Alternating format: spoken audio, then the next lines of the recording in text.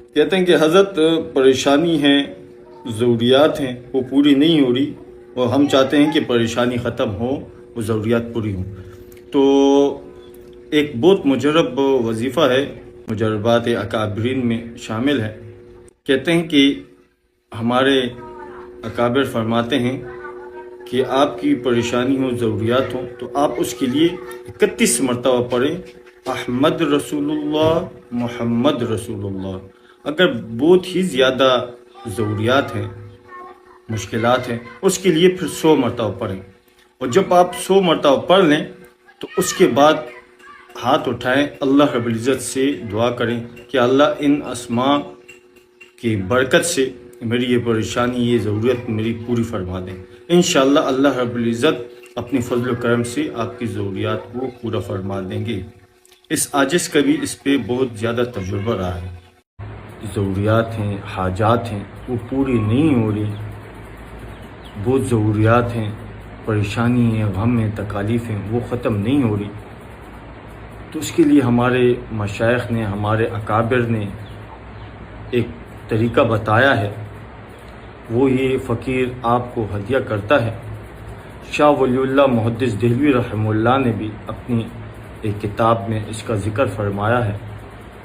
فرماتے ہیں کہ 4 رکعت نفل آپ پڑھیں۔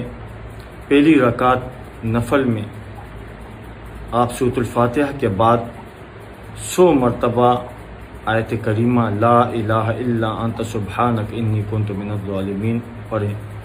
دوسری رکعت میں سورۃ الفاتحہ کے بعد 100 مرتبہ رب انی مسنی الضر وانت ارحم الراحمین، اور پھر تیسری رکعت میں سورۃ الفاتحہ کے بعد وَأُفَوِّضُ أَمْرِي إِلَى اللَّهِ إِنَّ اللَّهَ بَصِيرٌ بِالْعِبَادِ پڑھیں، اور چوتھی رکعت میں سورۃ الفاتحہ کے بعد حسبنا اللہ ونعم الوکیل پڑھیں۔